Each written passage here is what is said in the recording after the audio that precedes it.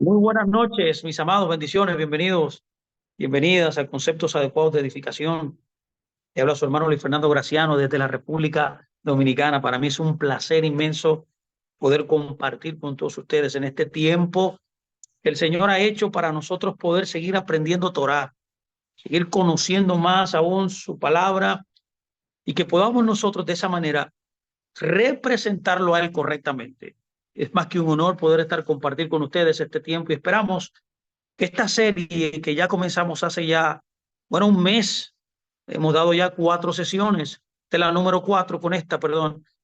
Estaremos entonces, ya tenemos un mes en este menester, en esta búsqueda, en esta enseñanza acerca del misterio del Mesías, cómo el Mesías puede verse retratado, dibujado, prefigurado en las escrituras, en todas las escrituras. Creemos claramente, fervientemente, a través de la escritura, que el Mashiach es el, por así decirlo, el protagonista, ¿no?, de toda la Torá, la Biblia, donde él aparece de manera extraordinaria en en todos los libros y en muchas historias que lo reflejan a él. Así que eso es lo que quiero hablar hoy. Hoy voy a hablar acerca, en esta continuación de esta serie, El misterio del Mesías. Estaré hablando del Mesías y el hijo de José y Judá. Cómo el Mesías y su historia y lo que Yeshua hizo está muy conectado, muy enraizado en la vida de Yosef. A Yosef, que se traduce como José, en la cultura hebrea se le conoce como el Yosef o José Hasadik, o Yosef Hasadik, que significa literalmente José el justo. Así que, y como dirían los rabinos, este concepto se conoce dentro del judaísmo como el Mashiach Gadol, y es el Mesías en su generación. Es por eso que podemos concluir que José en su generación es un tipo del Mesías, de la obra que el Mesías iba a hacer. Y su historia es tremenda porque, mire, tremenda porque su vida es un paralelo impresionante, al igual que David, al igual que Isaac también, como hemos estudiado en porciones pasadas, en el estudio de las Parashat, como Joseph, como David, como también Isaac representan al Mashiach en su generación. Así que vamos a iniciar inmediatamente. Le doy la bienvenida, de verdad. Qué placer inmenso poder nosotros compartir este tiempo que el Señor nos ha regalado. Así que formalmente quiero decir lo siguiente. Voy a comenzar ya. Mire, cuando nosotros observamos las escrituras, notamos la profunda conexión que existe entre José y Judá. José y Judá forman parte de una gran familia. Bueno, por ejemplo, yo tengo cuatro hijas, que las amo entrañablemente a todas ellas, y en su historia o en la historia de nuestra familia hemos visto, yo ya que tengo ya peinando, estoy ya peinando canas, ya tengo casi 50 años para 51 años.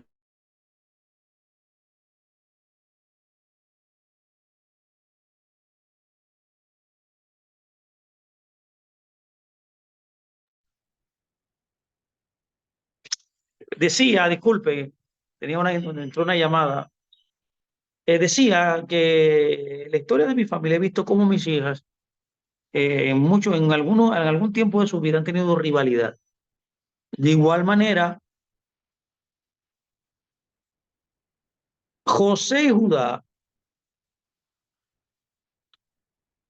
que forman parte de una gran familia, entre ellos hubo una gran rivalidad, pero también notamos que hubo una gran reconciliación y en medio una historia no solo de dos hermanos, una historia de una familia, una historia de dos hermanos que estaban en conflicto, sino que también un poco más profundo podemos decir, esta historia, esta rivalidad, esta reconciliación también apunta al Mesías. Tanto José como Judá, dos hijos de José, también proporcionan dos relatos proféticos muy claros que apuntan con gran detalle, nada más y nada menos que a la persona y a la obra del Mesías. Es por esa razón que en el pensamiento hebreo, en el pensamiento judío, las historias de José y Judá conducen a la creencia de que existen dos Mesías. Uno de ellos es nombrado por los rabinos como el Mesías ben Yosef, o el Mesías hijo de José en español, y el Mesías ben David, o el Mashiach ben David, que es el hijo de David. En otras palabras, podemos también decirle el descendiente o la simiente de Judá. Estas dos vidas revelan aspectos diferentes, pero diría yo críticos, puntuales, importantes en el proceso y plan de redención. Es por esa razón que hoy yo quiero invitarle a todos ustedes a que exploremos tanto la vida de José como de Judá para descubrir algunos de los misterios del Mesías. Y quiero comenzar con el primer punto, y es el hijo de José. Mire, la vida de José pinta un poderoso cuadro que presagia el rechazo y el sufrimiento del Mesías. En la tradición judía, el Mesías sufriente se denomina Mesías hijo de José o Mashiach ben Yosef, o también como se le conoce, Mashiach ben Efraín. Efraín, el hijo de José también, por adopción, como ya usted sabe, recibió cuando fue adoptado la bendición de ser el primogénito. Cuando examinamos la vida de José, revela que lo que le ocurrió al primer José también le ocurrió también al segundo José, que es nada más y nada menos que Yeshua. Y ahora yo quiero que usted pueda ver las conexiones importantes que existen entre estos dos personajes, Mashiach ben Yosef, que es José, y el Mashiach ben Yosef también, que es Yeshua también. Lo primero que debo observar es que José fue el hijo amado y favorecido de su padre. Cuando estudio la historia de José, comienza con estas palabras. Eso está en el libro de Génesis 37:2, que dice lo siguiente. Está escrito, estas son las genealogías de José. Perdón, estas son las genealogías de Jacob. Cuando José tenía 17 años, dice luego, y estaba pastoreando. Comentando este versículo, hay un gran comentarista rabínico llamado Seforno, que escribió lo siguiente. Seforno dijo, los acontecimientos que ocurrieron prefiguran nuestra historia durante el segundo templo y nuestro posterior exilio. Continúa diciendo Seforno, la redención al final de los tiempos. Cuando yo entiendo este comentario de Seforno, uno de los más grandes comentaristas de la Torá, esto subraya a la idea de que los acontecimientos en la vida de José literalmente apuntan como un presagio profético, un eco profético a la futura redención a través del Mesías. Y es por esa razón que hay varios paralelismos en la vida de José y de Yeshua que hay que observar. José era el hijo más querido y favorecido de su padre Jacob. Del mismo modo también, Elohim Padre se refiere a Yeshua como mi hijo amado en quien me complazco. Eso está escrito en el libro de Mateo 3:17. José también sirvió a su padre también como pastor. El Mesías también es nombrado en Juan 10:11, el buen pastor. En otras palabras, ambos también pasaron un tiempo en Egipto y se criaron en Israel. Tanto José, en otras palabras, como Yeshua fueron profetas que comprendieron su llamado al salvar a Israel y a las naciones. Los sueños proféticos de José también juegan un papel importante. Esos sueños que él compartió con sus hermanos, ¿se acuerdan? Así como los sueños también del faraón que interpretó. Todo esto señala a su papel como profeta y como redentor y salvador de Israel y Egipto. Yeshua, al igual que José, supo desde pequeño, desde que era un joven, que estaba llamado a ocuparse de los asuntos de su Padre Celestial, como está escrito en Lucas 2:49. José también vemos que fue vestido por su padre con una hermosa túnica como señal del favor y del amor que el padre le tenía. Génesis 37:3. Algunos de los primeros comentaristas rabínicos creen que la túnica que José poseía y que fue regalada por su padre por ese gran aprecio y amor que le tenía, era una señal de su elevado estatus y el papel de liderazgo que desempeñaba como hijo elegido para servir a su padre. Yeshua fue revestido, dice la escritura también, fue vestido con el Ruach HaKodesh, con el Espíritu Santo y el poder del Padre como señal de su elevado estatus y de su llamado a servir como el Mesías. Y a pesar de todas estas señales de que el Señor había ungido y designado a Yeshua para ser el Redentor prometido, como dice Juan 7:5, que dice, ni siquiera sus hermanos creyeron en él, del mismo modo y de la misma manera, los hermanos de José no tuvieron tampoco empatía, yo puedo llamarle, no tuvieron fe en los sueños de José, como está escrito en el libro de Génesis 37:11. Es interesante ver también cómo los hermanos de José no podían soportar que su padre amara a su hermano menor más que ellos. Es por eso que en ellos surgió un odio hacia José, pero que también ese odio fue también dispensado a Yeshua. Su desprecio por José, por ejemplo, se hizo más profundo después de que José le compartiera sus sueños. Ellos no estaban dispuestos a aceptar que José y el Señor habían elegido a José como líder generacional, como el primogénito en la familia. El odio infundado, el sinat hinan, como se dice en hebreo, que sentían hacia sus hermanos, era el tipo de odio que también le mostraron a Yeshua, a los líderes religiosos de su época, como está escrito en Juan 15:25. Este concepto de Sinat Hinan ha producido mucho exilio, mucho dolor en el pueblo de Israel a través de las generaciones. Los rabinos han enseñado que la causa por la cual el primer templo y el segundo templo fueron destruidos fue por el odio infundado. Este mismo odio vino al traste a que el sistema del templo fuera destruido, como enseñan los rabinos.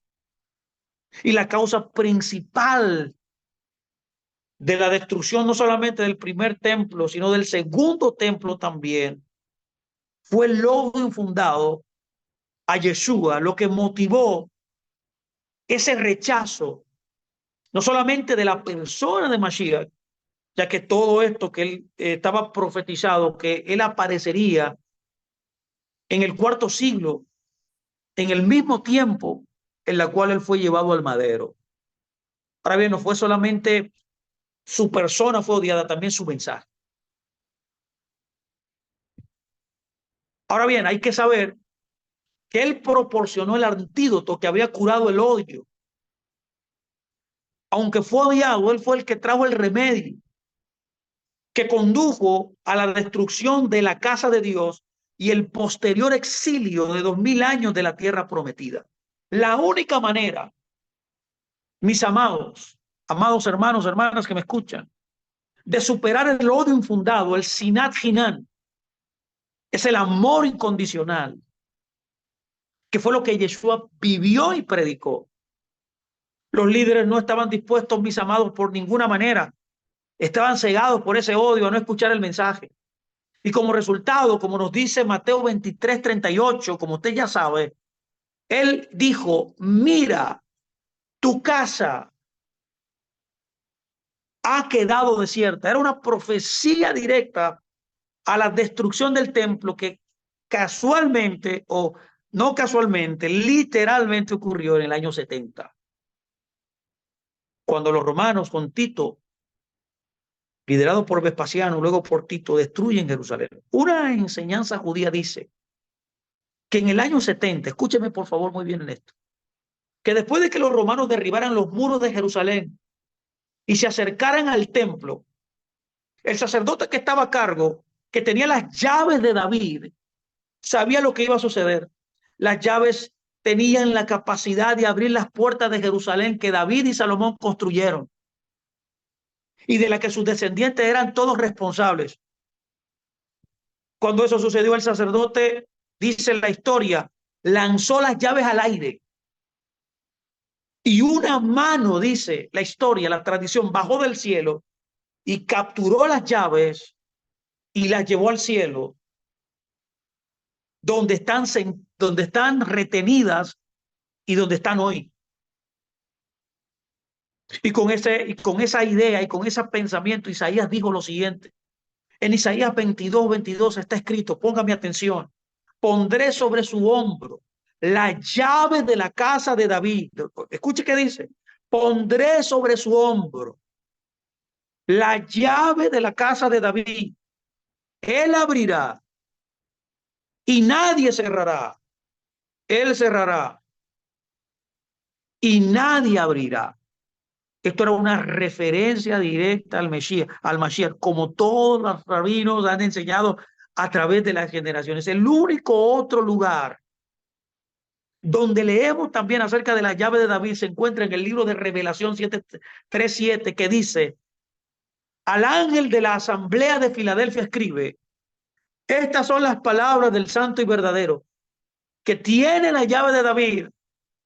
Lo que él abre nadie lo puede cerrar y lo que él cierra nadie lo puede abrir. En otras palabras, el libro de Revelación está haciendo una referencia a la profecía de Isaías 22:22. Esto es típico dentro de las enseñanzas de los rabinos de Israel. Ahora bien, note bien el nombre. ¿A qué congregación, a qué asamblea se le dirige el mensaje? Este mensaje se le dirige a Filadelfia, una asamblea de creyentes que su nombre significa ciudad del amor fraternal. En otras palabras, el amor fraternal, el amor entre hermanos, es la llave que abre la puerta que nadie puede cerrar. Es por eso que cuando nosotros nos amamos unos a otros, mis amados, para eso fuimos llamados. Las puertas comienzan a abrirse en muchos niveles. Si no se poseen, en otras palabras, las llaves del amor, no se pueden poseer las llaves de David. Es por esa razón que tanto Joseph, o sea, José y Yeshua, expresaron este tipo de amor por las personas frente al odio sin sentido, al odio infundado en la cual ellos fueron investidos.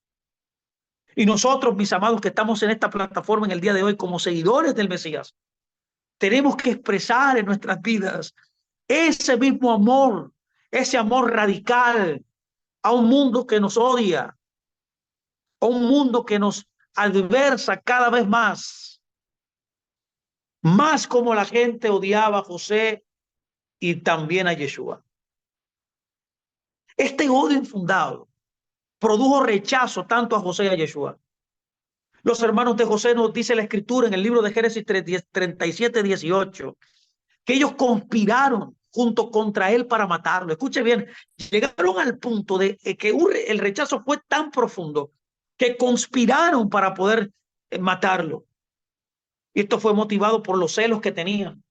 Esto fue motivado por ese odio infundado que llenó su corazón. Es por eso que razón que la Biblia nos dice que Rubén, en un esfuerzo por evitar la muerte de su hermano menor José, nos dice la escritura que sugirió a todos sus hermanos que lo arrojaran a un pozo. Pero antes de arrojarlo a ese pozo vacío, acuérdense, ese pozo estaba vacío, ellos despojaron a José de esa túnica especial que le había regalado su padre. Judá, escuche muy bien, sugirió ahí, entró Judá en escena y sugirió que vendieran a José por 20 piezas de plata a unos comerciantes esclavos ismaelitas. ¿Qué hicieron los hermanos? Los hermanos todos accedieron y por tanto vendieron a José como un esclavo. La vida de Yeshua también tiene un patrón similar.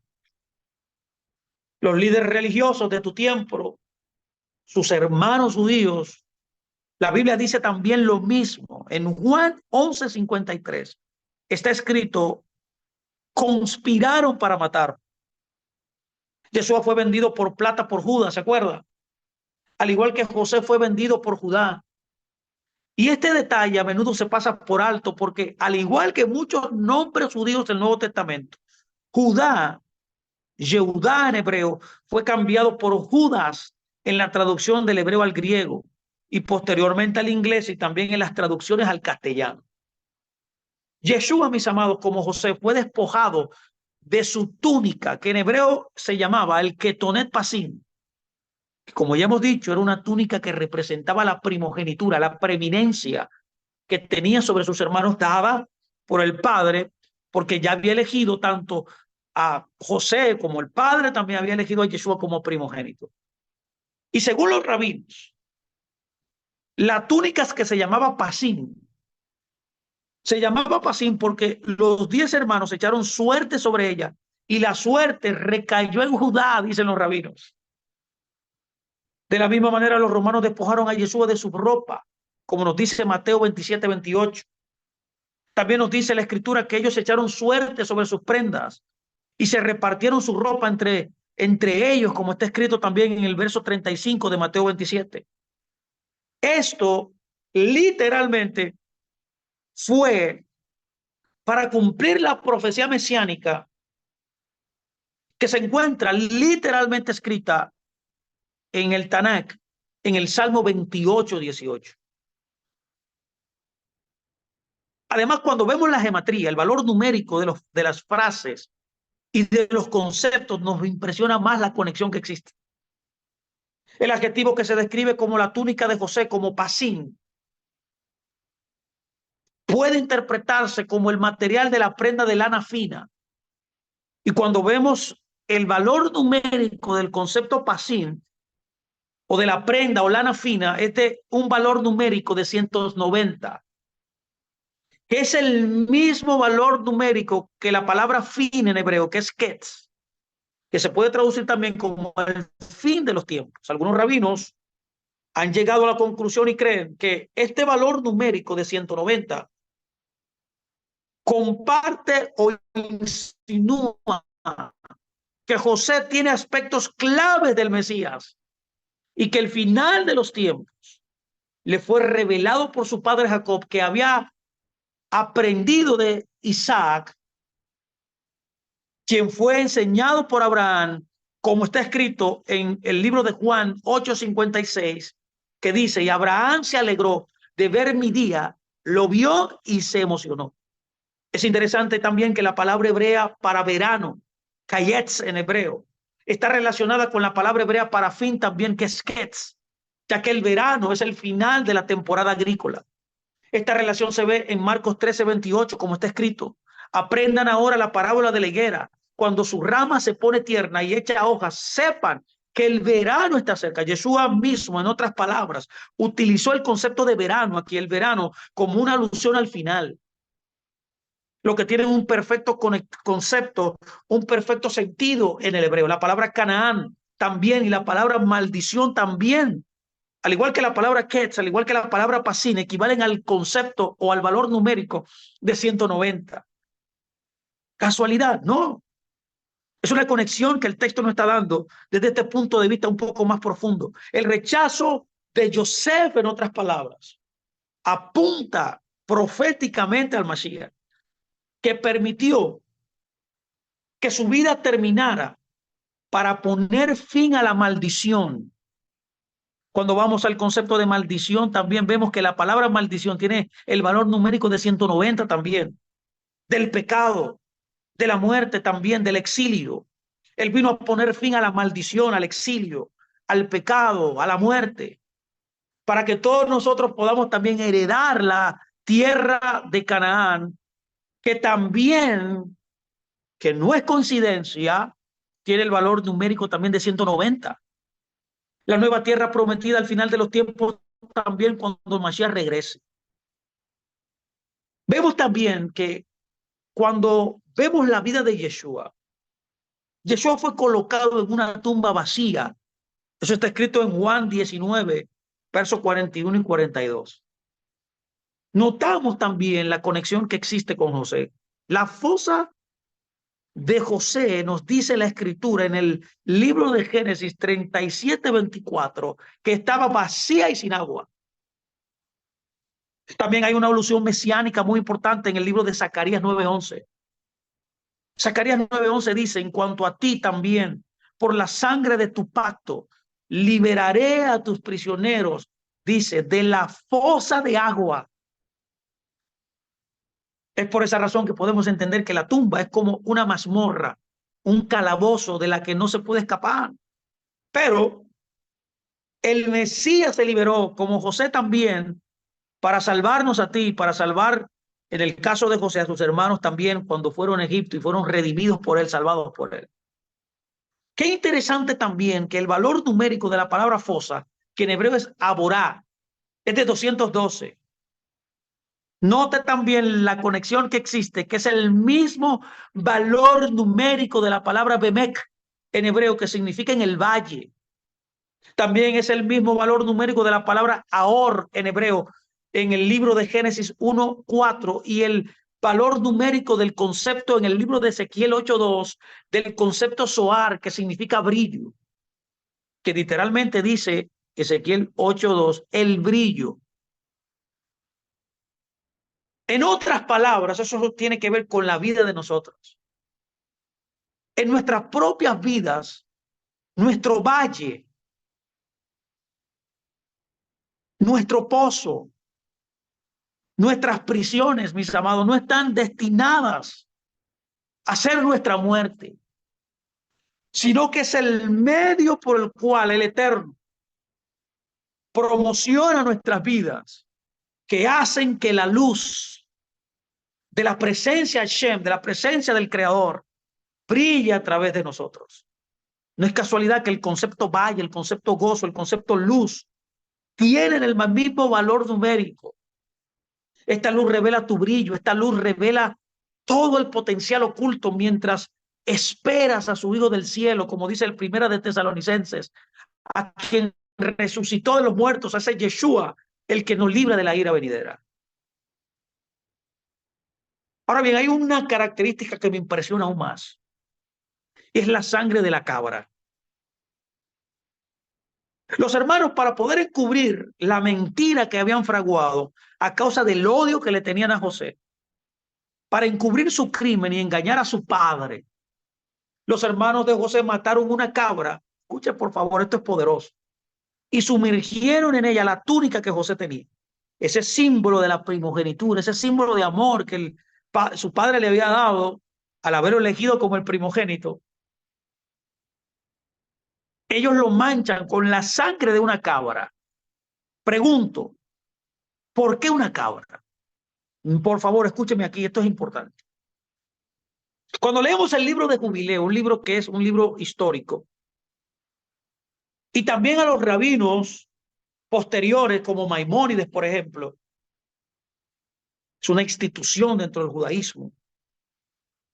Maimónides y todos estos libros, este libro histórico también, como el libro de Jubileos, y también rabinos como Nachmanides también, Rashi también lo hace, relacionan la cabra, esta cabra, escúcheme por favor, que los hermanos de José sumergen en su sangre este pasín, esta vestimenta que fue regalada por su padre.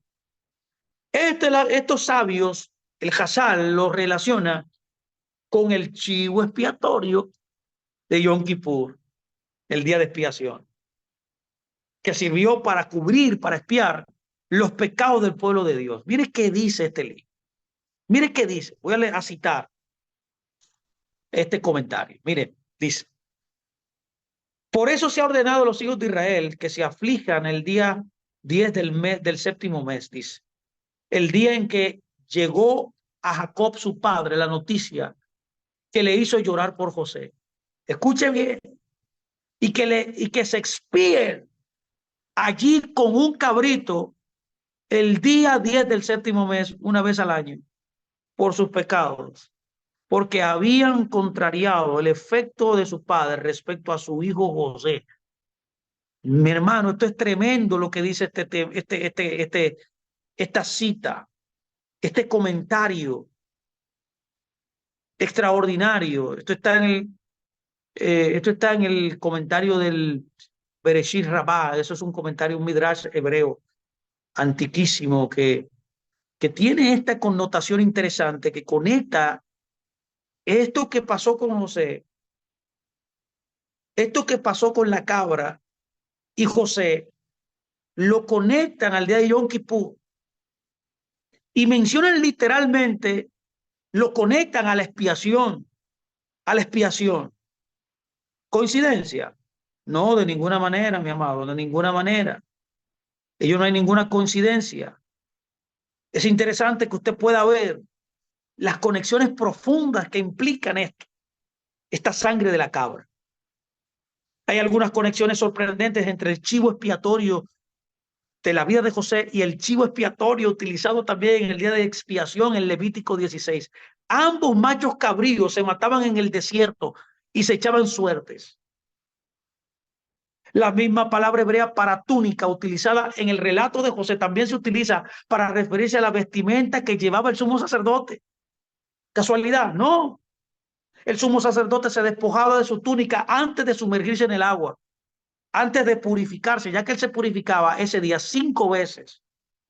En el caso de José y en el caso del día de expiación, la ofensa se depositó en el macho cabrío y ambos terminan en el arrepentimiento y el perdón. Esto es importante. Pero lo que es más importante es el detalle del macho cabrío, o sea, del chivo expiatorio que conecta con una de las principales funciones del Mesías, mis amados, del Mashiach Yosef, y es la de sufrir y morir para expiar el pecado. De los diversos sacrificios que se hacían en el día de expiación, el más importante, ojo aquí por favor, el más relevante era el de los dos machos cabríos.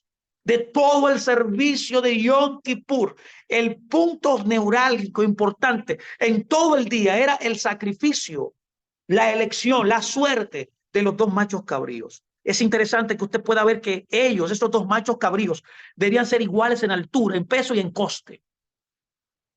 Es por esa razón que luego de que se tenían los dos machos cabríos, estaba el sumo sacerdote, estaba el sumo sacerdote suplente a su lado, y al otro lado estaba el representante de la tribu que estaba oficiando de acuerdo al sacerdocio levítico en ese momento, que comprendía de 24 órdenes. Entonces eran 3 personas y 2 machos cabríos delante de ellos para echar la suerte.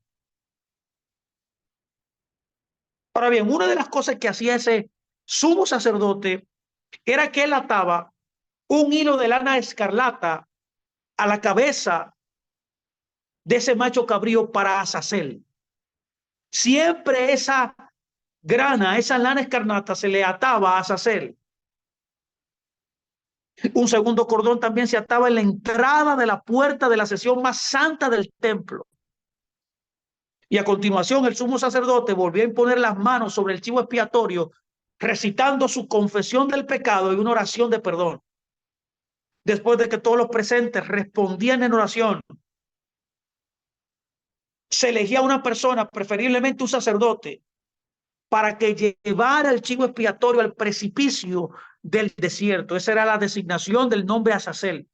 Era a esa despeñadero, esa montaña donde se echaba a ese macho cabrío que se le llamaba Azazel, donde el chivo expiatorio sería arrojado por un acantilado escarpado, muy apedreado, muy alto, de modo que su cuerpo quedara completamente destrozado cuando llegara al fondo.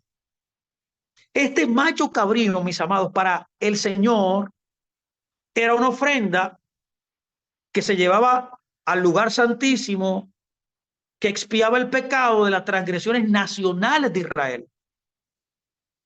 Y según la halajá, la ley judía, el chivo expiatorio expiaba todos los pecados de Israel, tanto los grandes como los pequeños, excepto la contaminación del santuario y del lugar santo, que eran expiados por el otro macho cabrío. Ahora bien, las enseñanzas del rabino Algid, un gran rabino de Israel, sostiene que el chivo expiatorio no eliminó completamente el pecado de Israel, sino que solo impidió que las consecuencias negativas del pecado se manifestaran contra el pueblo. Lo que es cierto del chivo expiatorio es que que todos los sacrificios que se ofrecían en el día de Yom Kippurín solo proporcionaban una cobertura, como dice el nombre de Yom Kippurín, significa el día de las coberturas, literalmente. ¿La cobertura de qué? Para todos los pecados de Israel. Pero no lo eliminaban, lo cubrían. Por eso cada año había que ir y peregrinar. Perdón, perdón, esa fiesta no se peregrinaba, pero se celebraba o se santificaba esa fiesta ahí en el templo. Ahora, el punto central es que no eliminaba el pecado, sino que lo cubría. En última instancia, el Mesías de Israel sería el que eliminaría el pecado de la nación una vez por todas. Es por esa razón que es necesario la ofrenda de Yeshua, mis amados, para la redención de la humanidad. Es por esa razón que el Brit Hadashah, el pacto renovado, deja bien claro que la ofrenda del chivo expiatorio, al igual que todos los demás sacrificios, prefiguraban al mayor sacrificio proporcionado nada más y nada menos que por el Mashiach Yeshua.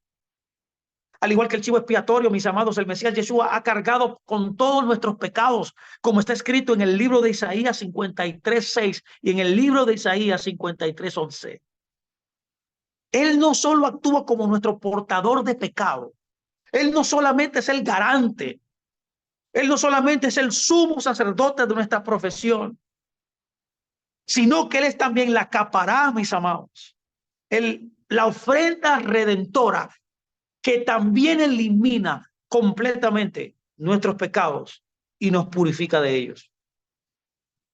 Una antigua práctica hebrea, mis amados judíos, atribuida a los rabinos en el Talmud, nos dice que las cuerdas rojas, esa cuerda roja que se ataba al chivo expiatorio,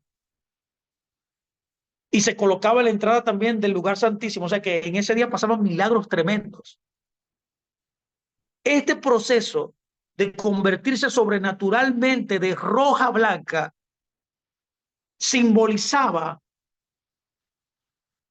que Dios literalmente había lavado los pecados carmesí de todos nosotros, de Israel, hasta dejarlos blancos como la nieve. Eso fue lo que usó Isaías en el capítulo 1, verso 18, cuando habló en su profecía.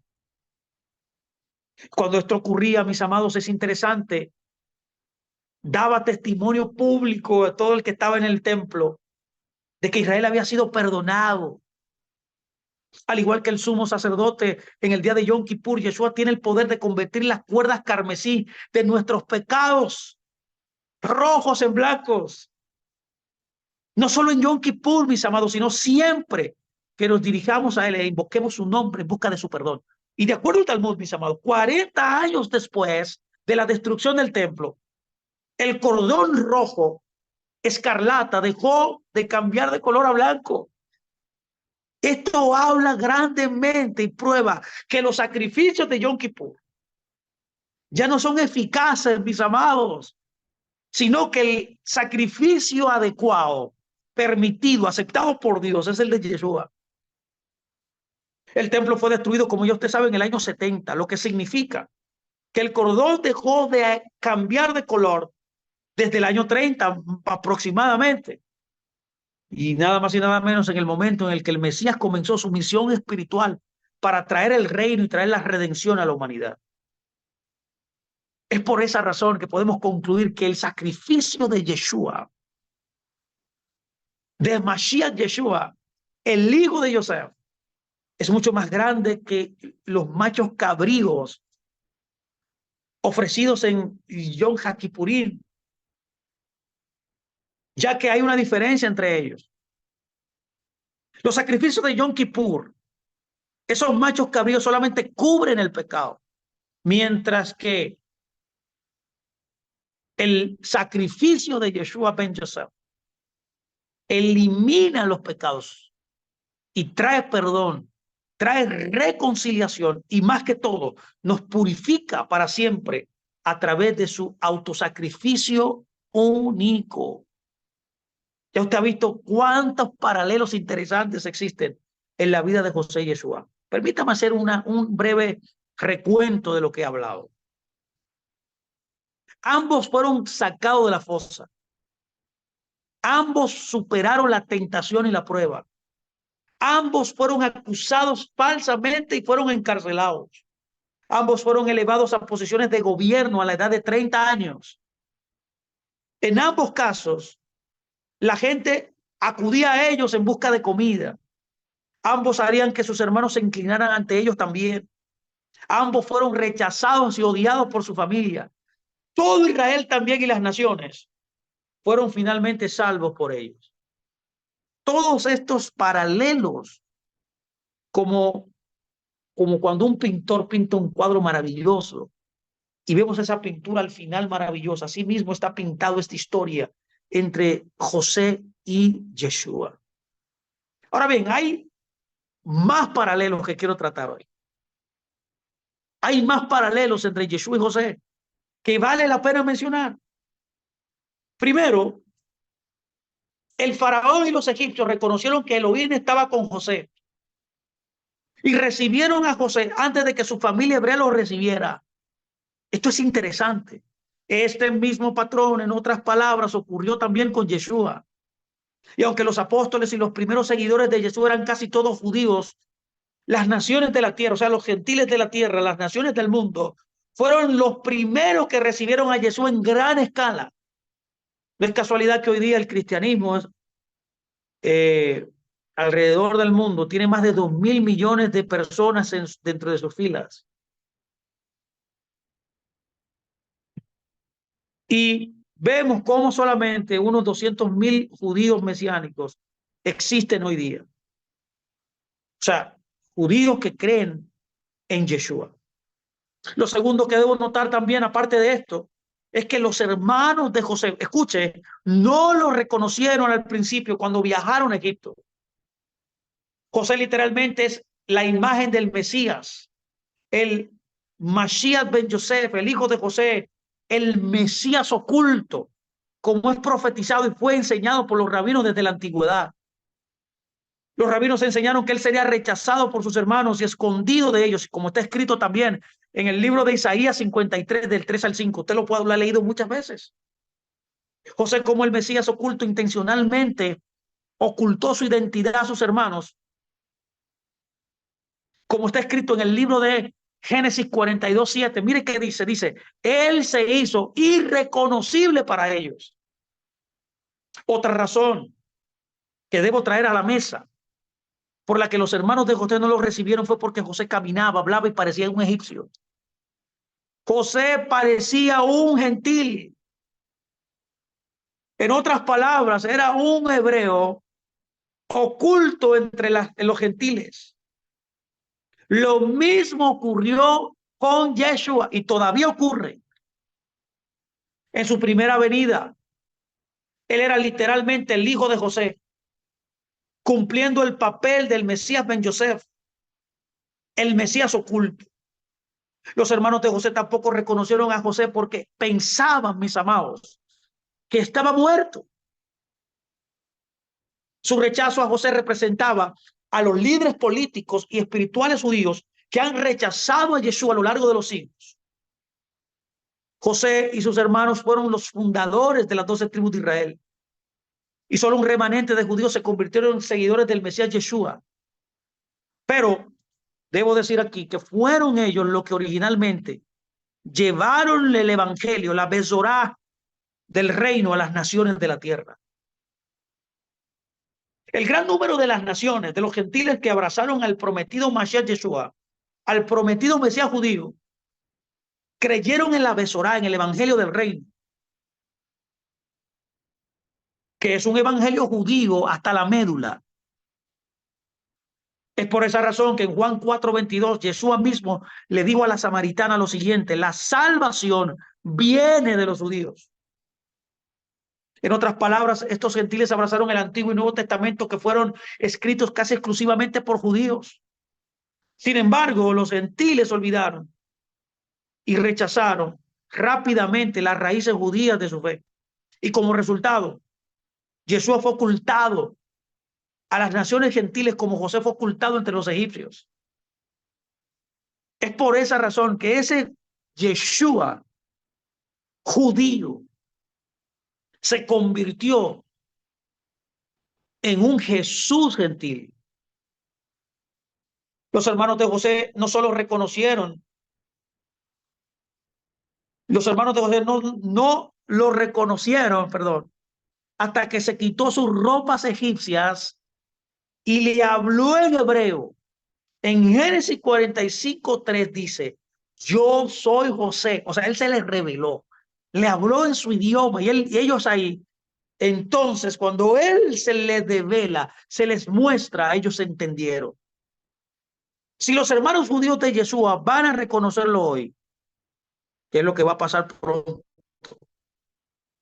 Yeshua necesita vestirse con ropas judías y ser devuelto a su contexto judío. Eso es lo que nosotros estamos tratando de hacer. Todos los maestros de Torah que hemos vuelto a las raíces hebreas, estamos caminando en Torah ahora. Lo que estamos tratando de hacer es ponerle la verdadera, devolverle la verdadera identidad que Yeshua tiene. Este contexto es clave, mis amados, para preparar el camino de regreso para el Mesías. Cuando yo veo también, como algo interesante, el nombre Joseph en hebreo, el valor numérico de este nombre es 156. Esto es un número importante, que es el mismo valor numérico de la frase que está escrita en Isaías 63:1, que dice, ¿quién es este que viene de Edom? ¿Quién es este que viene de Edom? De acuerdo a Isaías, el Mesías debe salir de Edom. Es por eso que en la literatura rabínica los rabinos catalogan a Edom como el cristianismo. Y es por eso que ellos enseñan que el Mashiach verdadero está oculto en Edom, o sea, está oculto en el cristianismo. En otras palabras, en el pensamiento judío, Edom se equipara, para que me entienda, con Roma y el cristianismo. Yeshua ha estado disfrazado, en otras palabras, en la iglesia. Es como un Mesías bizarro,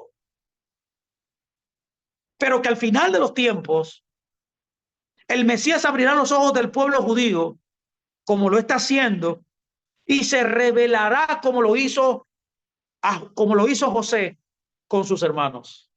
Esta es una característica impresionante de estas dos vidas, mis amados. Yo creo que este tiempo ha llegado, mi amado. Este es el tiempo en el cual Él está trayendo este mover, está trayendo esta develar de su identidad correcta para que las naciones, dígase el cristianismo, puedan entender que ese Mesías, ese Cristo que ellos enseñan, ese Jesucristo que ellos enseñan, es el Mesías judío, que tiene una idiosincrasia, tiene un valor, tiene una fuerza judía en su centro. El Eterno está comenzando a moverse, en otras palabras, de una manera asombrosa entre los judíos, preparando el camino para el Señor. Y el hecho que usted esté aquí estudiando este tema como lo estamos estudiando en esta serie maravillosa y todas las enseñanzas que nosotros impartimos por casi 20 años, es una señal de que estamos en el tiempo en el cual el Mesías se está revelando. Es por esa razón que puedo declarar hoy día que los ojos de la iglesia, mis hermanos, deben ser abiertos al judaísmo de Yeshua, el verdadero judaísmo. Van a ser despiertos, van a ser expuestos a su identidad hebrea, una identidad que debe ser restaurada por completo y que la iglesia al final tendrá que abrazar y que tendrá que conectarse con los seguidores judíos del Yeshua y nosotros que hemos seguido este camino por mucho tiempo, entrando en este mover, como el faraón abrazó a José. Esto debe suceder también en preparación para el gran movimiento del Señor en los últimos tiempos.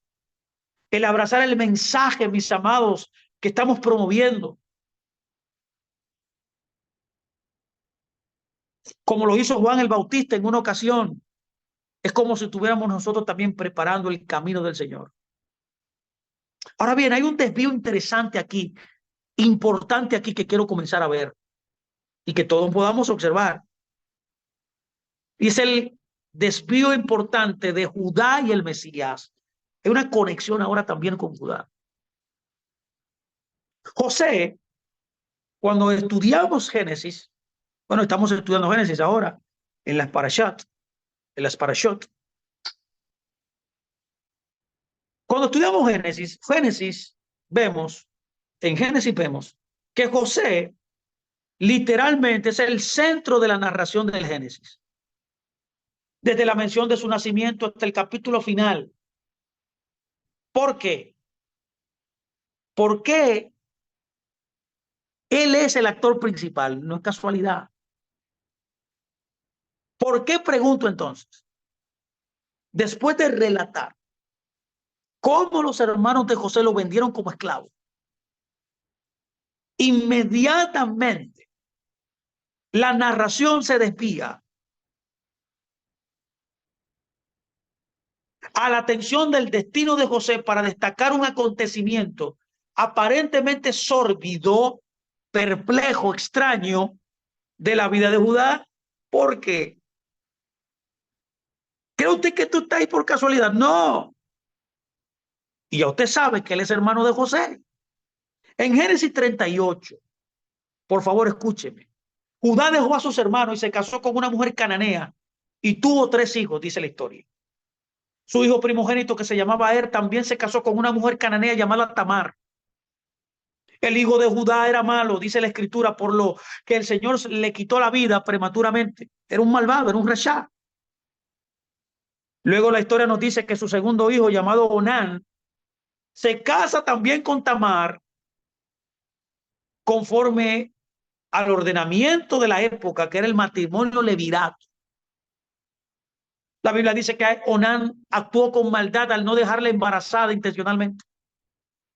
Y debido a esta maldad, ¿qué hizo el Señor? El Señor entonces lo que hace es que le quita la vida a Onán. Judá entonces envía a Tamar de vuelta a la casa de su padre y le dijo que esperara hasta que su hijo más pequeño, que era el tercer hijo que él tenía, que se llamaba Selah, tuviera la edad suficiente para dárselo como esposo también, para que pudiera entonces casarse también basado en el matrimonio levirato, para traer descendencia a su hijo, a su hermano Er. Pero cuando Selah alcanzó la mayoría de edad, la Biblia dice que Judá se negó a enviarlo. Y el motivo por el cual él no le envió fue porque él tenía miedo de que su hijo muriera también, al igual que sus otros 2 hijos. Bueno, un motivo, qué sé yo, buen intencionado, digo yo, pero vamos a ver cómo termina esta historia. Tamar, tras enterarse de la muerte de la esposa de Judá y sabiendo que éste no iba a cumplir la obligación de engendrar descendencia en nombre de su hijo fallecido, escuche qué pasa. Ella se viste de prostituta y engañó a Judá para que tuviera relaciones sexuales con ella. Al enterarse de que Tamar al tiempo estaba embarazada, unos meses después, Judá exigió que la mataran por su prostitución, que era lo que tocaba conforme a la ley del momento. Tamar respondió enviando a su suegro su propio sello, le envió su cordón y un bastón que Judá le había dado en prenda por los servicios que ella le había prestado a él. Y Judá al verlos, exclamó en Génesis 38:26 lo siguiente. Dice, ella, o sea, refiriéndose a Tamar, es más justa que yo. Escuche, ella es más justa que yo, ya que no se la di a mi hijo Selah. El Hazal, dígase los sabios de bendita memoria de Israel. Y en caso importante, un gran rabino llamado el rabino Shemuel explicó la gran importancia y el propósito central de este relato. Él dice, las tribus, es decir, los hermanos, estaban preocupados por la venta de José. Y José estaba preocupado por su arpillera y su ayuno. Rubén estaba preocupado por su artillera y su ayuno. Jacob por su artillera y su ayuno. Judá estaba preocupado por elegir una esposa. Y en ese mismo momento, dice el comentario de este rabino, el gran rabino Shemuel, dice que cuando Judá estaba preocupado para elegir una esposa, En ese mismo momento dice, el santo bendito sea, o sea, hablando de Hashem, hablando del creador, estaba ocupado, dice, creando la luz del Mesías, dice este rabino. ¡Wow! ¡Qué tremenda declaración! Esto me impacta. Y aunque podía parecer, amados hermanos, amados hermanas, que el futuro de Israel estaba en peligro, el Eterno, de acuerdo a este gran rabino, estaba orquestando providencialmente todos los acontecimientos, estaba tejiendo todos los acontecimientos que nacería la línea del Mesías, mis amados. Qué interesante que la luz del Mesías, mencionada anteriormente por este Ramiro Shemuel, es una referencia directa a Pérez, que fue el vástago de Judá y Tamar, de donde saldría la raíz de David. Y en última instancia, el Mesías Ben Yosef,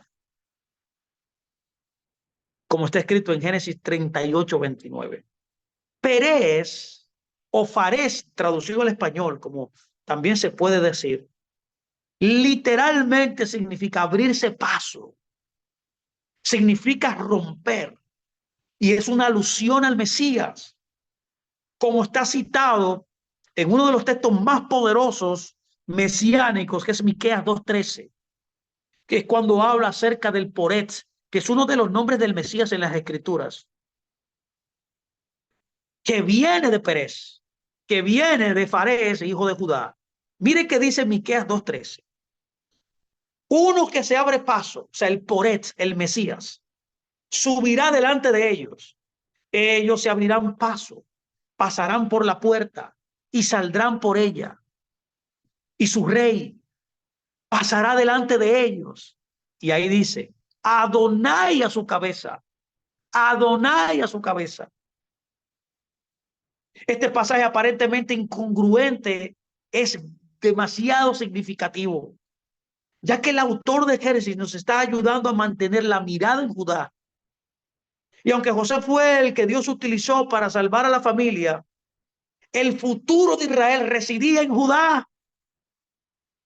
Cuando usted estudia el pacto abrahámico, usted puede notar que en Israel, en la disposición de la redención a través de la simiente santa prometida en Génesis 3:15, notamos que en el pacto abrahámico, cuando el pacto transiciona a José, notamos que Dios, luego de que le da la primogenitura a José a través de Efraín, también escoge a Judá para que Shiloh viniera, o sea, para que Mashiach viniera como rey.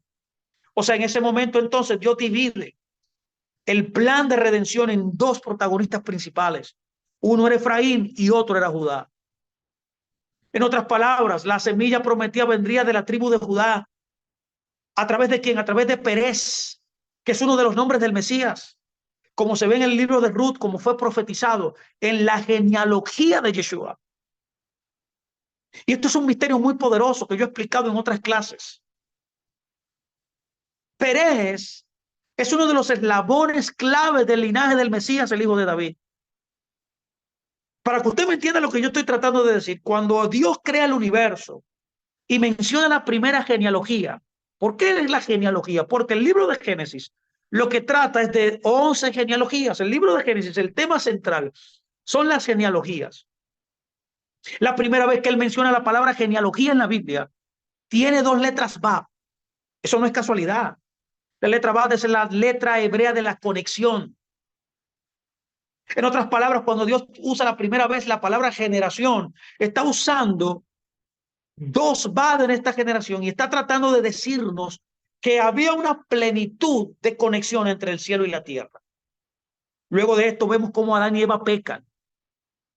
Y es ahí donde él comienza entonces a mencionar la segunda generación, y es la generación de Adán. Cuando él menciona la generación de Adán, él menciona generación, pero cuando uno va al texto hebreo ve que en vez de dos Bab, que representaba la perfecta conexión del cielo y la tierra, en la segunda mención de generación, que es la generación de Adán, solo tiene una Bab. En otras palabras, el texto y los rabinos nos están tratando de decir, como han comentado también en muchos comentarios, que la perfecta conexión que había entre el cielo y la tierra cuando Dios creó el universo se había roto por el pecado.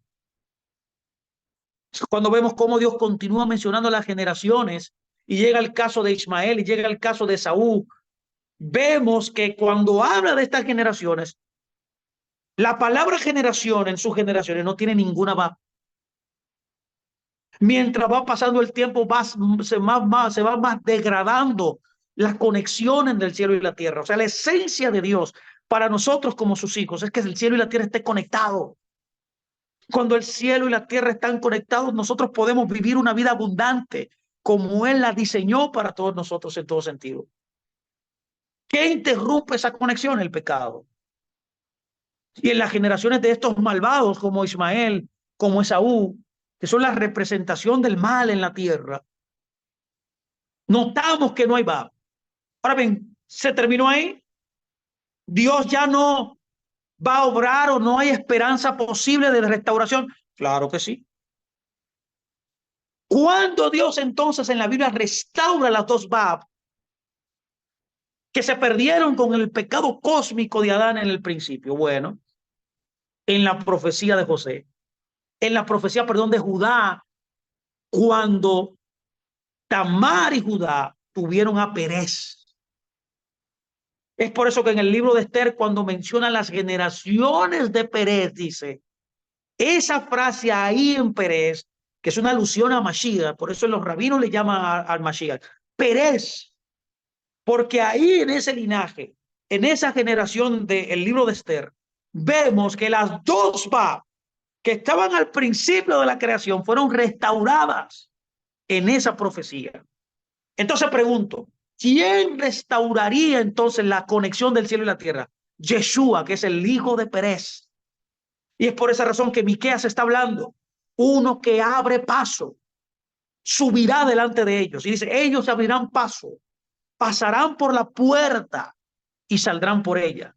Y su rey pasará delante de ellos. Y ahí dice quién es. Adonai a su cabeza. Esto es como dije, este pasaje aparentemente es incongruente, pero es muy significativo. El autor de Génesis lo que está haciendo es que no está llevando a tener una mirada a Judá, pero más que a Judá, a la simiente de Judá, que es Perez. Es por esa razón que hay un gran contenido mesiánico en esta profecía, en esta historia interrumpida de la vida de José para entrar a Judá. Y es nada más y nada menos pintando el cuadro de quién era el Mesías y de su papel en el futuro. Era un papel de restaurar la conexión del cielo y la tierra como Dios ha querido siempre. Es por esa razón que José, cuando estaba en su lecho de muerte, reúne, como la costumbre de la época, en el tiempo patriarcal, reunía a todos sus hijos para bendecirlo y relevar en lo que sucedería, dice, en los últimos tiempos. Eso está en el libro de Génesis 49:1. Entonces, esa reunión era una reunión profética que muchos años se cumpliría. Es interesante la frase utilizada en Génesis 49:1 también, que es en los últimos días, que en hebreo es Beaharit Bayamin, que se refiere siempre al tiempo de la venida del Mesías y que tiene un valor numérico de 726. Increíblemente, el valor numérico, el número 726, se relaciona literalmente con varias profecías mesiánicas claves en Isaías. Por ejemplo, está conectada, ya que es el mismo valor numérico de Isaías 9:5, que dice, ha nacido un niño y se nos dará un hijo. Bueno, eso lo hablamos la clase pasada, donde analizamos también que esto es una profecía mesiánica y que se refiere también directamente, se refiere a Yeshua. Y también está conectada la frase de Isaías 53:3 que dice, uno de quien la gente esconde su rostro. Pero nada más y nada menos también tiene el mismo valor numérico de la frase en Isaías 53:7, y como un cordero llevado al matadero, como una oveja ante sus esquiladores está callada, así no abrió su boca. Pregunto a yo aquí, ¿coincidencia? No, mi amado. Es un diseño escritural. El valor numérico del Mesías en hebreo es 363. Y si se multiplica por 2, es igual a 726. Lo que da a entender, por favor escúchenme, que Génesis 49 revela verdades tanto sobre el Mesías, hijo de Joseph, como sobre el Mesías, hijo de David.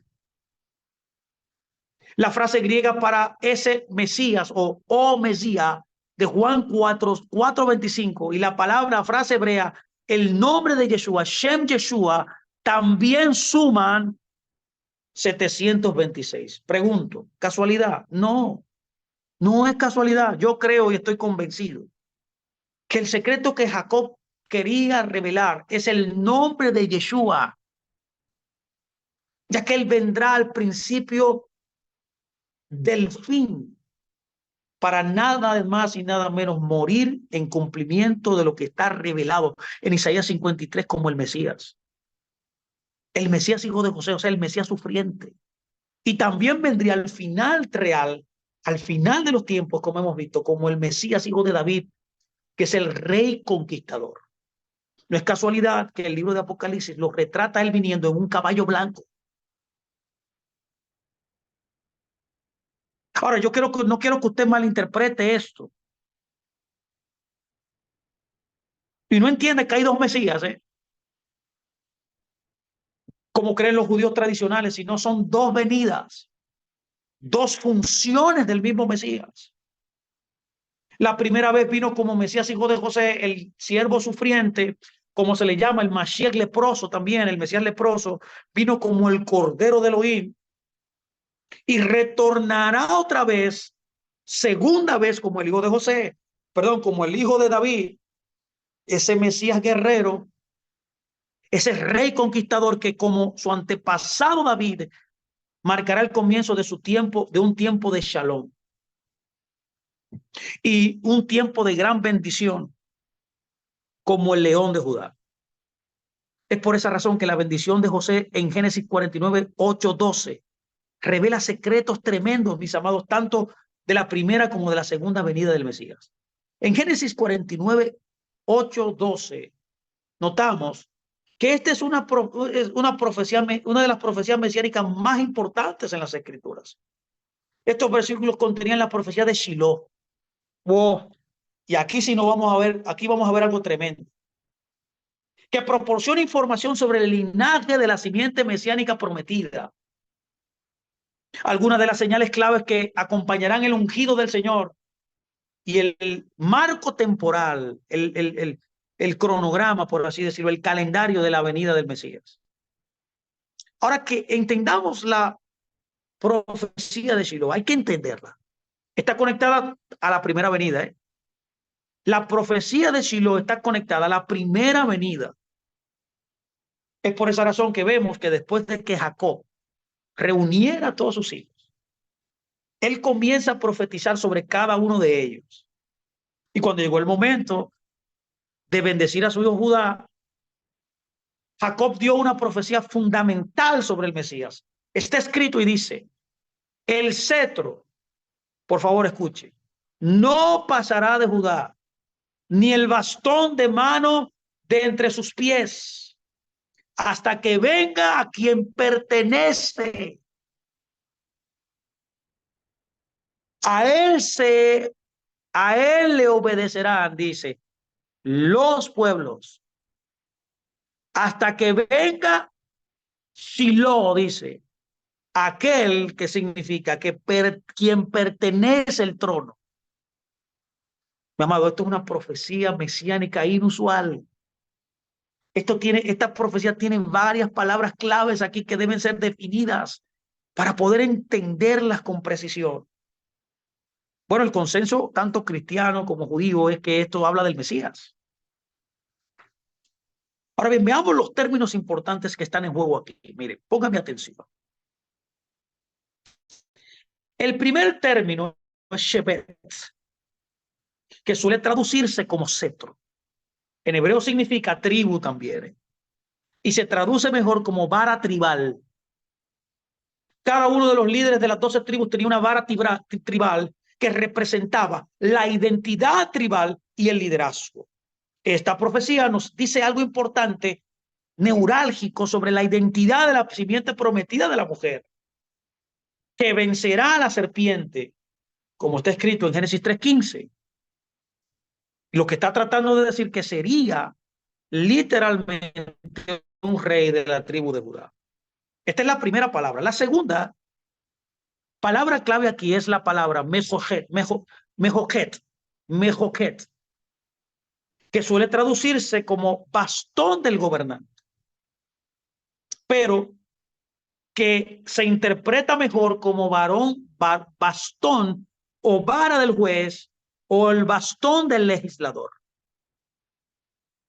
¿A qué viene esto? Viene al hecho de que cuando un rey se sentaba en su trono y ejercía tanto el poder político como la autoridad judicial, era una práctica común que el rey apoyara su bastón de juez en su rodilla. Hoy esto es análogo, ¿se acuerda? Al mazo del juez.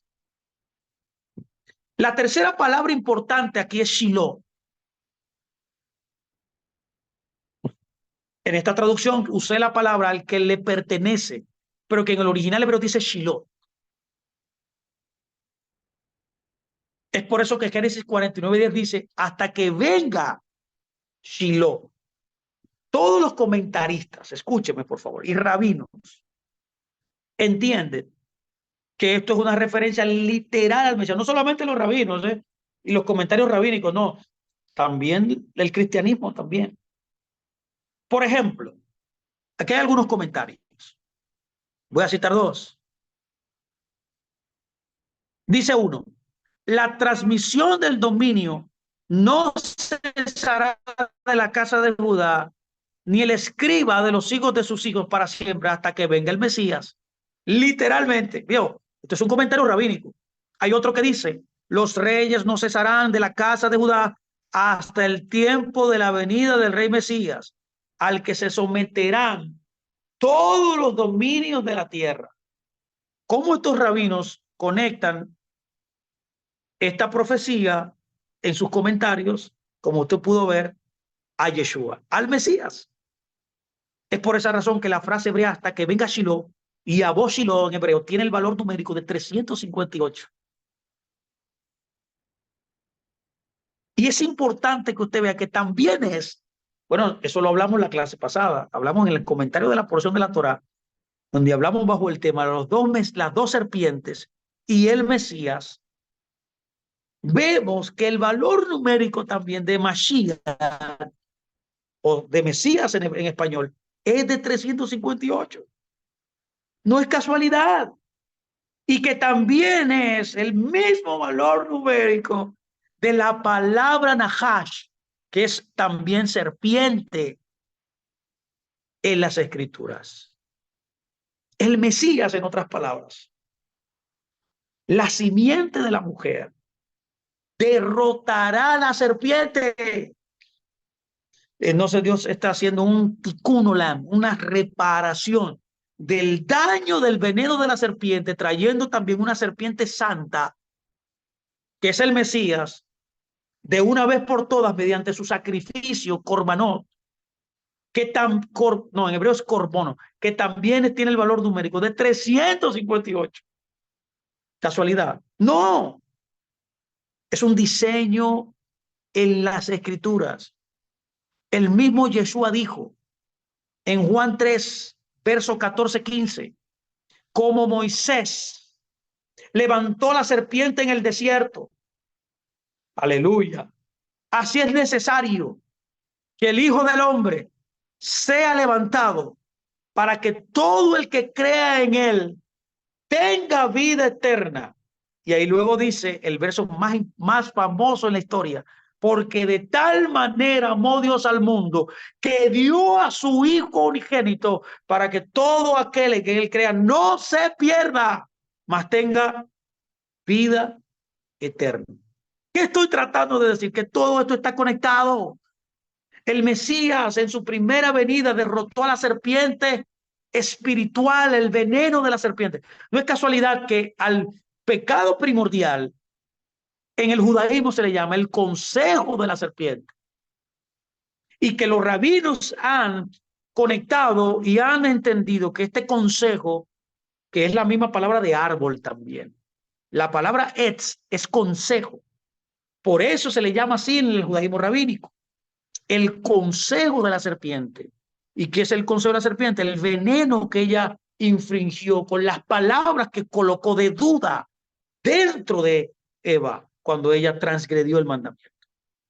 Ese es el veneno, la duda dentro de nosotros. Es la tipificación también de Amalek, que representa a la serpiente también. Es por eso que cuando Yeshua regrese, aplastará completamente su cabeza y todos sabrán que el Señor reina, como dice la Escritura, que el Señor ha reinado y que el Señor reinará. Que también este concepto que está delimitado en Isaías tiene el valor numérico de 358. ¿Casualidad? No. En otras palabras, Shiloh se refiere claramente a Mashiach, pero también puede interpretarse como aquel a quien pertenece el trono, o sea, el poder, la autoridad, la realeza que se le otorgó al Mashiach.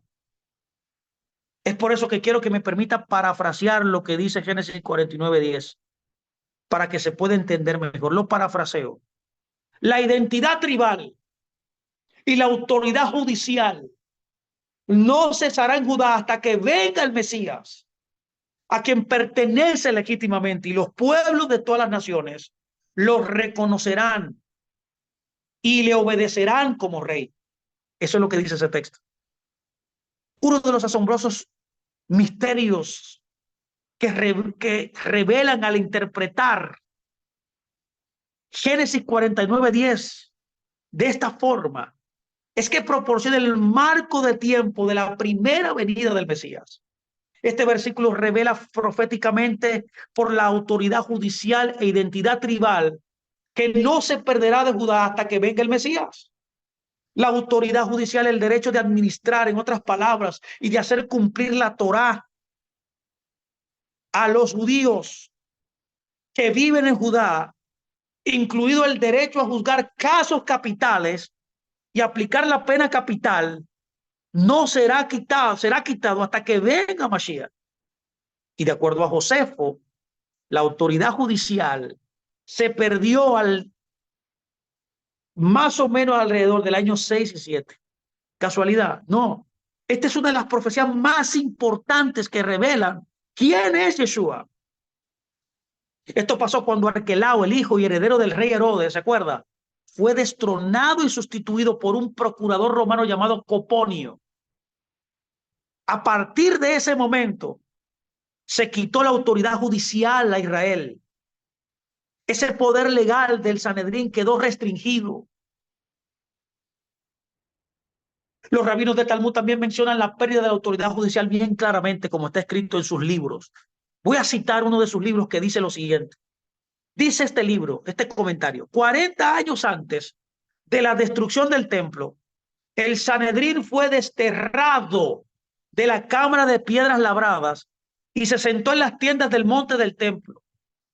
Y con respecto a la última afirmación, la Guemará pregunta: ¿cuáles son las ramificaciones alágicas de esta declaración?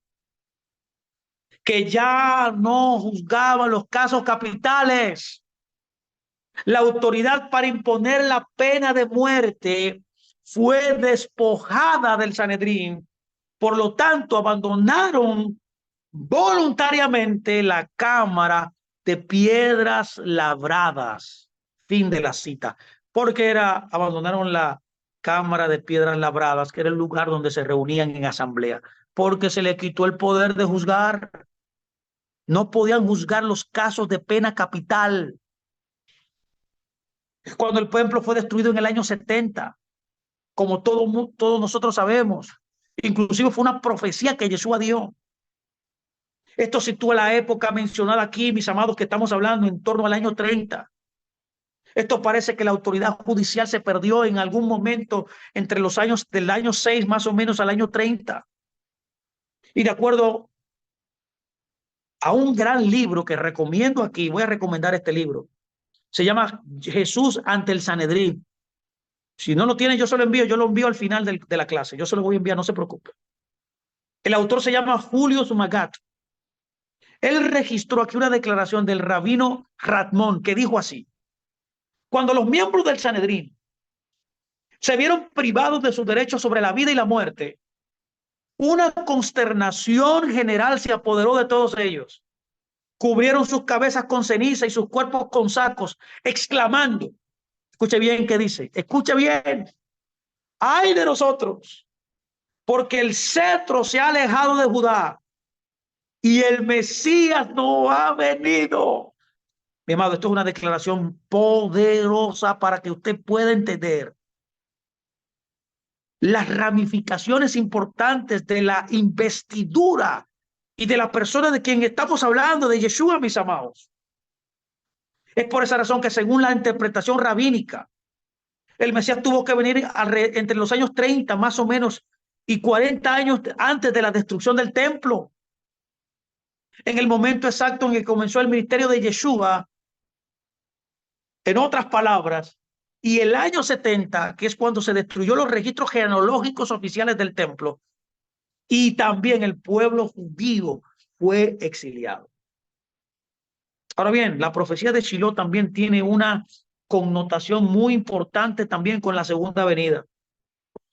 Mire que dice Génesis 49, 10, 12. A él le obedecerán los pueblos, atando su potro a la vid, el potro de su asno a la vid selecta. Lava sus vestidos en el vino y en la sangre de las uvas de su manto. Sus ojos son más oscuros que el vino y los dientes más blancos que la leche. Esto dice la profecía de Shiloh, conectada aquí a la segunda venida. Escúcheme bien ahora, permítame desarrollar un poco estas ideas. Otra forma de interpretar a Shiloh también se basa en la frase, un regalo para él. Shiloh, Shiloh, que significa un regalo para él. Como está escrito en el Salmo 76, 12. ¿Se acuerda? Dice que todos los que le rodean traigan tributo. La palabra tributo es shai, aquel que es temible.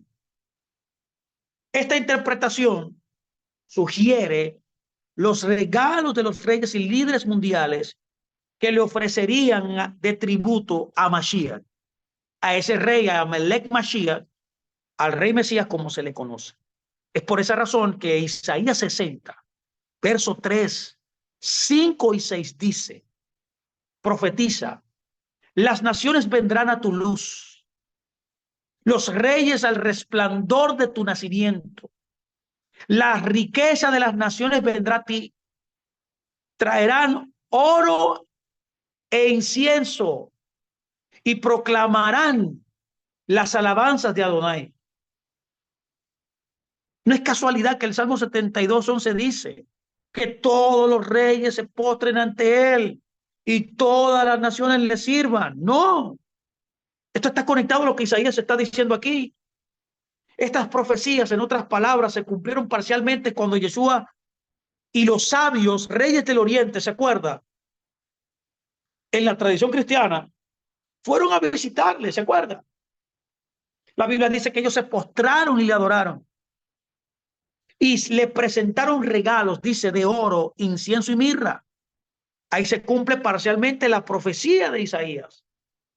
En reconocimiento a que Mashiach, Yeshua, era el verdadero rey mesiánico de Israel. El Mesías, hijo de David, será mucho más grande que el rey David, su antepasado. Pues no solo gobernará sobre Israel, sino que todas las naciones del mundo también reconocerán su realeza y le servirán y le honrarán con riquezas. No es casualidad que varios profetas se basaron en las imágenes de Génesis 49 cuando describieron el estado idílico en la era mesiánica. Por ejemplo, Zacarías 3:10, al igual que Miqueas 4:4 dice, en aquel día, declara Adonai Sebaot, todo hombre invitará a su prójimo a sentarse bajo la vid y bajo la higuera. Yeshua, en su primera venida, ofreció un anticipo de esta verdad cuando realizó su primer milagro en las bodas de Caná, ¿se acuerda? Sabiendo que el vino se había acabado, María le pidió ayuda a Yeshua y él hizo, ni corto ni perezoso, hizo que los servidores llenaran 6 vasijas de piedra hasta el borde del agua. Lo llenaron con agua. Luego vemos cómo milagrosamente convirtió el agua en vino. La abundancia de vino que acompañó este milagro, señala a Yeshua como el rey mesiánico, mis amados, que vino a traer vida abundante y bendición. En cumplimiento parcial de Isaías, perdón, de Génesis 49 y de las muchas otras profecías que asocian el vino con el reino venidero. Por ejemplo, para que me entienda y me siga, Amós 9:13 dice, he aquí que pronto vendrán días en que los montes gotearán vino dulce y todas las colinas se derretirán. Cuando Jesús convirtió en otras palabras el agua en vino, estaba proclamando, él dijo, ¿se acuerda? Léalo. Él dijo, yo soy el Mesías que han estado esperando. Yeshua dijo también en Juan 10:10, yo he venido a que tengan vida y lo tengan en abundancia. Con su muerte y resurrección, el reino de Dios se hizo realidad. Hoy ya podemos empezar a experimentar parte de la abundancia del reino. Estamos destinados no solo a sobrevivir, estamos destinados también a avanzar, a prosperar, a vivir en el desbordamiento, como cuando se desbordó, mi amado, el vino en ese milagro, no en escasez ni en carencia. Después vemos cómo luego de que Yeshua convirtiera el agua en vino, las vasijas de piedra rebosaron y hubo suficiente vino para el futuro.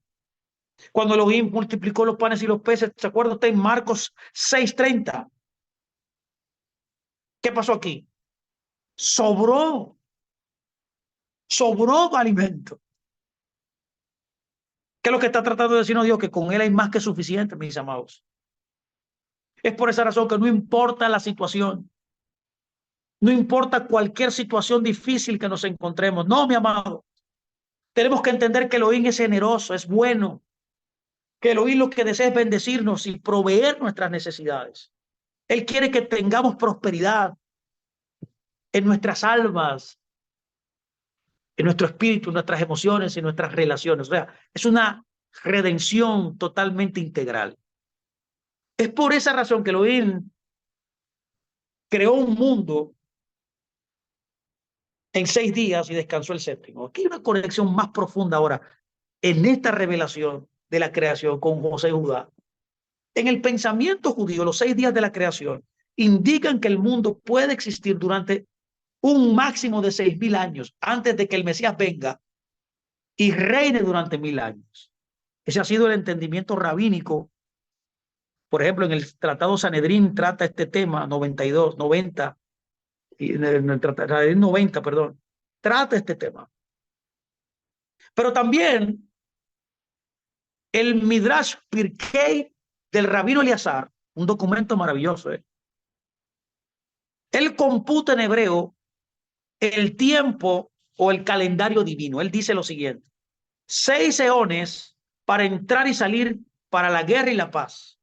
Y dice, y el séptimo eón es enteramente Shabbat y descanso para la vida eterna. ¡Wow! ¡Qué hermoso!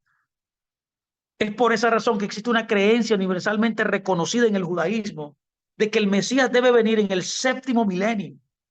El Mesías puede venir antes, pero no después. Es por esa razón que actualmente, cuando observamos el calendario según el Seder Olam, según el registro rabínico, nos encontramos en el año 5784.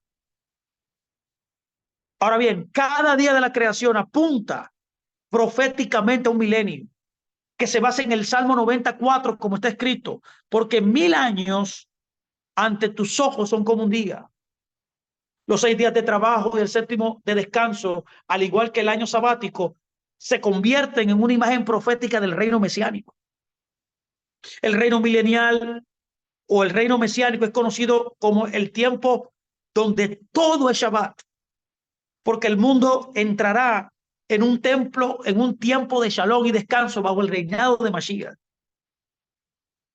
A esto alude la palabra Seishet, que es la palabra 6, que tiene valor numérico de 1000.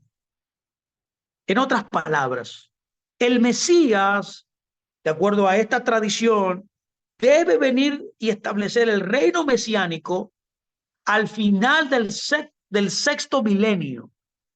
Y en eso estamos ahora, estamos entrando en ese tiempo. Y como hemos mencionado anteriormente, hay dos aspectos del Mesías: el Mesías Ben Yosef y el Mesías Ben David. El Mesías Ben Yosef, como ya usted sabe, será rechazado, sufrirá para expiar los pecados de Israel, como José lo hizo en el libro de Génesis, y el Mesías cumplió este papel en su primera venida cuando cumplió proféticamente las fiestas de primavera, de Pascua, de primicias y de Pentecostés. Pero el Mesías también en su segunda venida regresará y cumplirá el papel del Mesías Ben David. Vendrá como el descendiente de David. El Mesías Yeshua derrotará a los enemigos de Israel y por esa razón también restablecerá el reino mesiánico por 1000 años desde Jerusalén. En ese día, el Mesías también cumplirá la fiesta de otoño, las fiestas de trompeta, el día de expiación y también las fiestas de los tabernáculos. En hebreo, cuando vemos y buscamos el valor numérico del Mesías Ben Yosef, vemos que el valor numérico es de 566. Y que cuando buscamos el valor numérico, y con esta parte termino esta charla, porque esto es un tremendo misterio poderoso que conecta el milenio. El Mashiach Ben David suma 434. Cuando usted une estos dos números, 566 y 434, se unen y se fraguan los dos aspectos del Mesías y se obtiene 1000. ¿Casualidad? No. Cuando Yeshua, el santo, finalmente cumpla con ambos roles mesiánicos, como el Cordero de Elohim que quita el pecado, como el sacrificio, la capará de Elohim, y también como el león de Judá. El león, mis amados, es el rey. Se acostará con el cordero, como está escrito en Isaías. Y de esa manera, mis amados, el Señor establecerá el reino milenial que Él ha profetizado. Ese shalom, esa paz eterna en el mundo que Él ha profetizado. Es por eso que yo quiero que esto llegue pronto y que llegue con rapidez y que llegue en nuestros días. Hasta aquí voy a terminar mi charla. Yo espero que este tiempo le haya bendecido, mi amado, y que usted haya sido aprendido estos misterios, este diseño escritural, este diseño de la Torá y cómo se conecta con lo que los rabinos han enseñado por tanto tiempo, que nos dan una idea poderosa de quién es Yeshua, mis amados. Yeshua no es cualquier persona. Ese es el Mesías de Israel, no lo dude nunca. Así que, mis amados, me despido, les bendigo. Que el Eterno bendiga sus vidas. Les deseo un gran término de noche, mis amados, y nos encontraremos el próximo lunes, donde continuaremos esta serie acerca del misterio del Mesías en otro nuevo capítulo. Así que, shalom, shalom a todos.